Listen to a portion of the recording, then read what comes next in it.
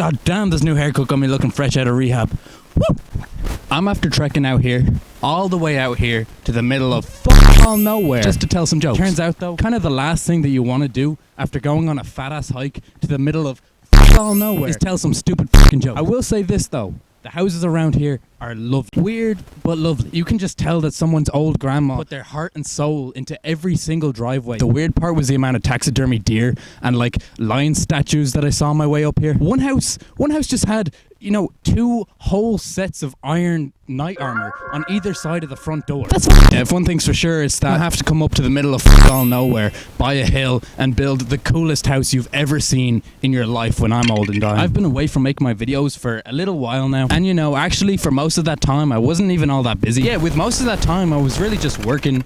I had a breakup I had to deal with. Thank you, Vanessa. I did some shrooms, and now I'm back. See, the thing is, it's actually pretty easy to get caught up in all of that life shit. You start to see yourself as capable of more out of your time than, well, you know, whatever this is. But, you know, eventually that notion wears off. I mean, I've essentially just decided to make a new video because my Snapchat's been getting a little dry recently and I don't have anything else to be doing. Oh, and by the way, to the about handful of people who actually sort of cared enough to bother to go and comment asking when my next video was going to be, to those 5 or so people who missed the joy and the warmth that my videos brought to their lives, nah, I'm not sorry. See, if there's one thing that I have learned in my time away is that apparently, sorry just doesn't mean jack shit anymore.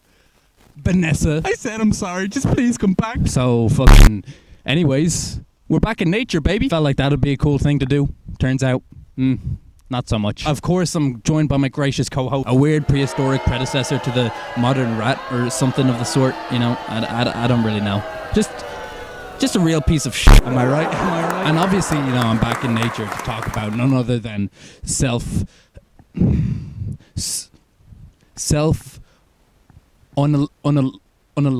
unavailable self. Jesus fucking Christ, suicide, alright? You know, I actually made this video before. I think it's the first video I had. And you know, essentially, to sum it up for you, I talked a lot about squishing yourself between 2 gay men. There was definitely something about a shit rope. It's been a while. But I do remember my main point being that there's really not much point to going on living unless you're living. Wait, shit, what? It was essentially that, you know, you can live however you want, but at the end of the day, what's that going to do for you if you're not living, you know, however you want? Fucking goddamn it. Whatever, you get what I mean. And you know, since then, a lot of time has passed. I've grown a lot, I've smoked a bunch more weed, so you might be wondering just how my opinions have changed since then. So yeah, I feel like it's about time that I revisited the top. I feel like it's about time that I gave you all an up-to-date, brand new, expanded point of view on whether you should go on living or not. Suicide. Should you do it? Should you not? How should you do it?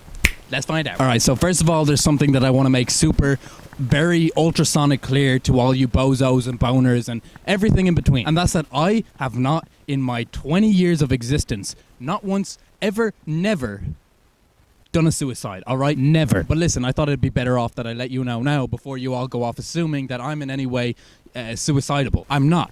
I just like to joke about this kind of stuff. I just wanted to get that out of the way before you all start going off thinking that I'm in any way crazy or something. Not even once, okay? But hell, even if I was, I'm way too big of a pussy for anything like that. I barely even get halfway down the bottom of the swimming pool before I'm up gasping for air. So, all that crazy shit, yeah, it's not for me. Alright, so I feel like it's a good place to start by saying how my life so far has been objectively not that fucking hard at all. And you know, I know that. I know all about how there's piles of kids in China who have to eat rice and bugs, but mostly just the bugs, for their weekly meal, who have to sleep in those piles just to stay warm. And that's pretty much their whole lives. And I also know how the only way that I've ever experienced any of that is when National Geographic goes making a documentary berating all these starving rugrats anytime they actually manage to hunt down a panda or an elephant or whatever. But you know, when it comes down to it, the thing about us human beings is that well, none of that really matters all that much to us. Like, yeah, sure, maybe a little, but no, not really. I mean, just how many times did your mama tell you to eat your veg for the kids in Africa? And how many times did you just not do it anyways?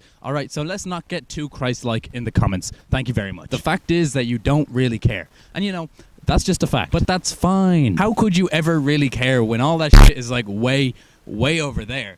And well, I'm all the way over here with my deodorant and my white bread and shit. In reality, we've all got our own shit to be dealing with. So when it comes down to this, it really doesn't seem to matter just how fortunate you are. Because the human brain is a hell of a... You don't have to go through shit for your brain to act like that's all it ever goes through. The thing about it is, there's a certain amount of shit that a person has to learn how to go through and how to deal with by themselves. Certain amount of shit that nobody can really deal with for you, and also nobody really wants to help you with anyways. It's also kind of the reason why it's so hard to care about those little Chinese children running around shoeless. And all of that is just a person's own damn shit. The shit that only you think about. So yeah, everybody's got their own shit, and how you deal and manage with it is pretty much solely on you. And you know, ironically, this is where most of the misery of this world comes from, I feel. Your own shit. And because of that, it basically means that, you know, no matter how good your life is, you can still be a big old prick about having to live it just as much nonetheless. You know, it really does amaze me just how resilient and willing to live those little famished Chinese children are.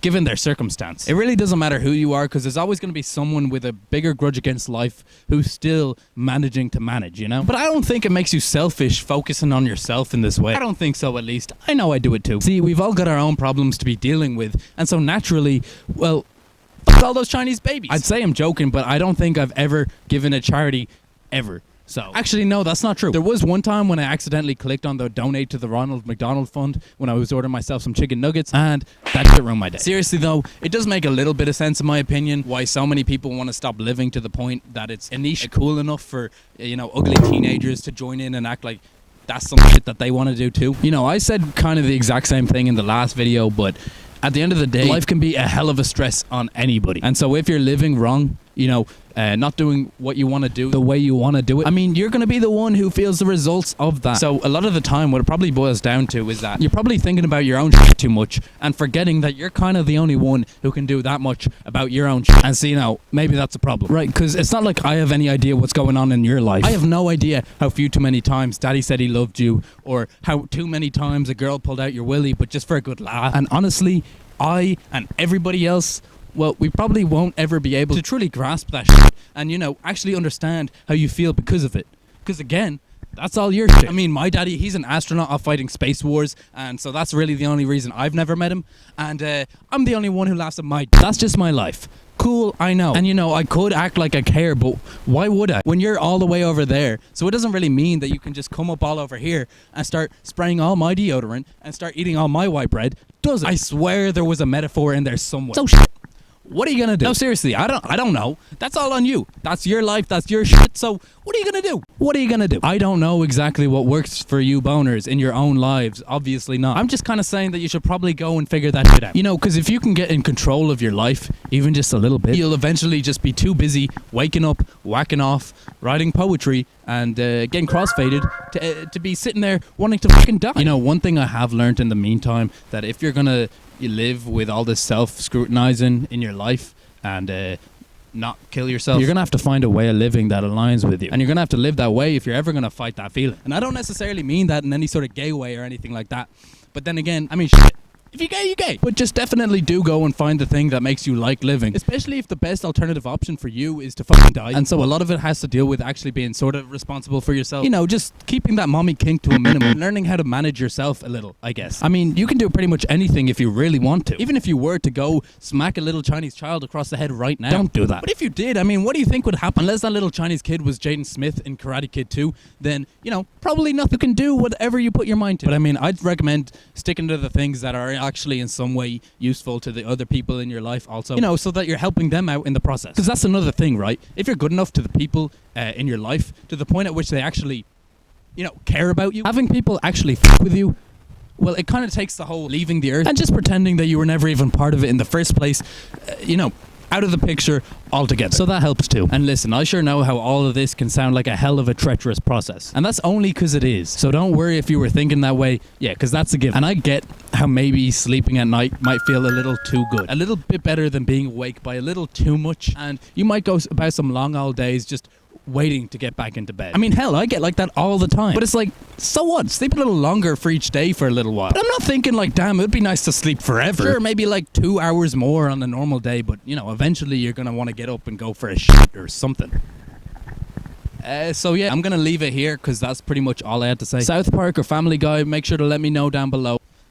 And in conclusion, What the fuck was... Oh, yeah, should you kill yourself? Listen, all right, so at the end of the day, it's really all in your hands, so it's up to you. I'd recommend you don't, but I guess what I've been trying to say all along with this video is that clearly I just don't care enough to stop you.